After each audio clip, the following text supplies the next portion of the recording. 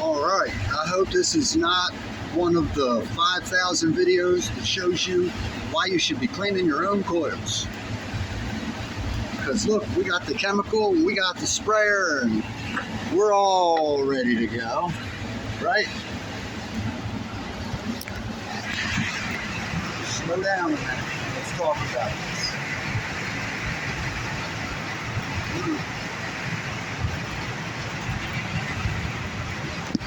Residential units,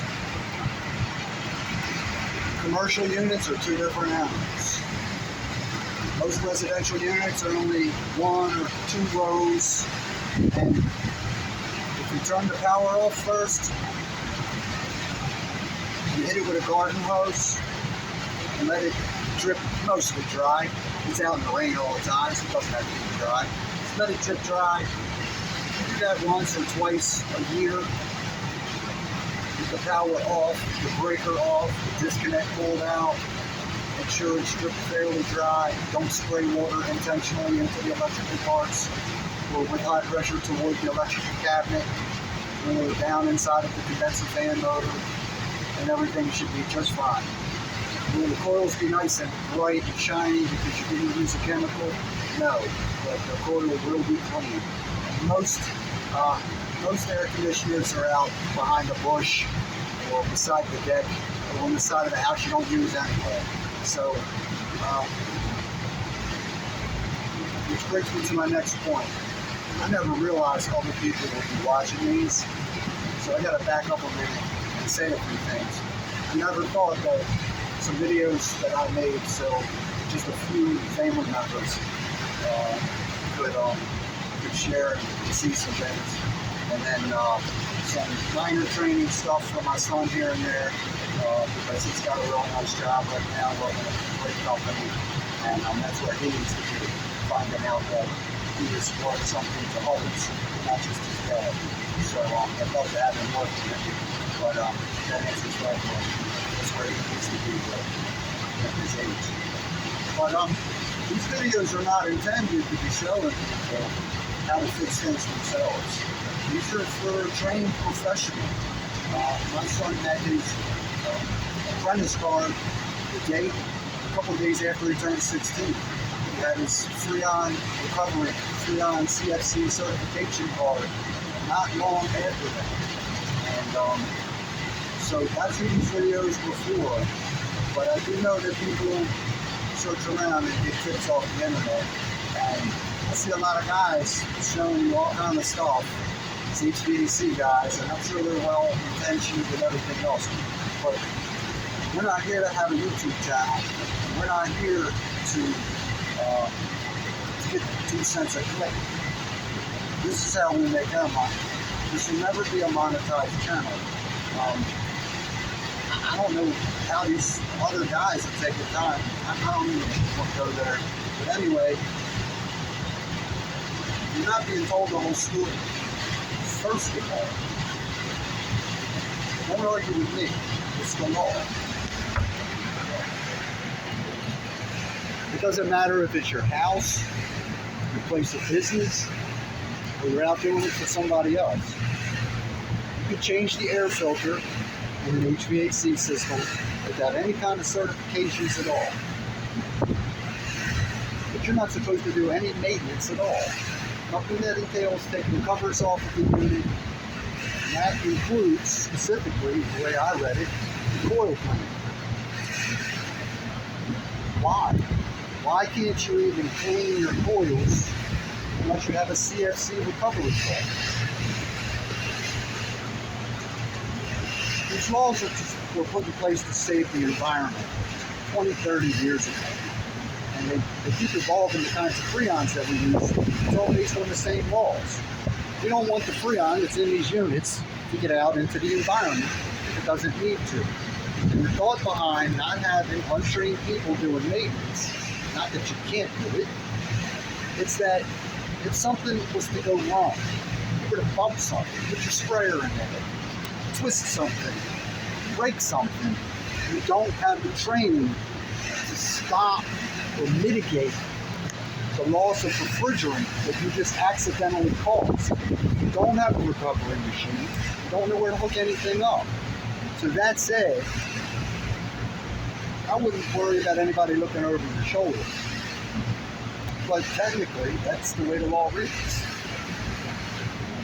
Some states require that if you're going to be in business, that you have a master's license. That means you worked for somebody for a really, really long time and took a bunch of tests. And now you can go out there and fly on your own. This video is for the guys that are working for everyone else. We're going to cut this in a minute and get to actually cleaning these coils. But this is a true story. Everybody knows somebody that knows somebody, right? Well, I really do know a guy. Really, I love you, brother. I haven't seen you in a few years.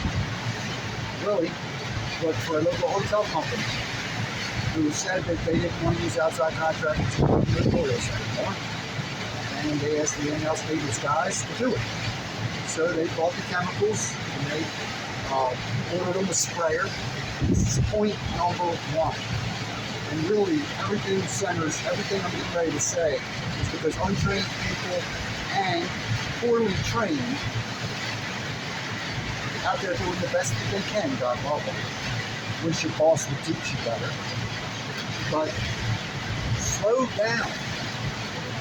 First of all, the sprayer. If you're going to use anything other than water, soap, or vinegar, or some of these other tricks that people are showing you on the internet, if you're going to use anything else, you can't just use a regular sprayer. There are key differences. We're not going to go over them all, but some specifically say they are okay for using chemicals. Others clearly tell you not to. Anything you're getting at Home Depot is not made for chemicals. And one of the biggest differences is the seals and the way that the hose attaches. Now, what happened to my friend Will, okay, was the chemical was in here. And where do you stand when you pump this thing up? You stand right here. You see where this thing is pointing? It's pointing straight up at your face. And that's exactly what happened. Because it wasn't a chemical sprayer.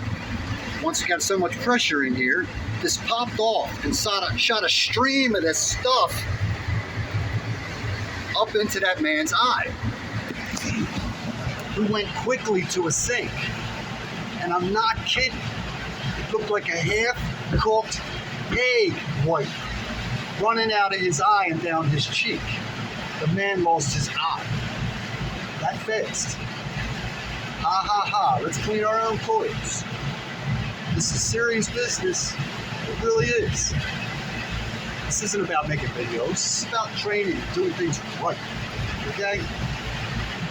It's not about a pressed shirt, a truck that doesn't have any rust on it. It's somebody that knows how to send out the sales team.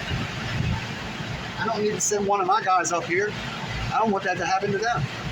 I don't know how anybody else sends people out poorly trained. 60% of the workforce or more. Ooh, I'm getting off now. Let me go back. Hey, #1 cleaner. You see where it says professional use only? Now, we all use chemicals to say this. We all do things because we know we can do it. And okay, I'm not saying you can't, but know the whole package. Look, one of the biggest selling features of this is it's non-acid. It's non-acid, does not contain acid. That's some of the biggest print on there. And that's what catches your eye.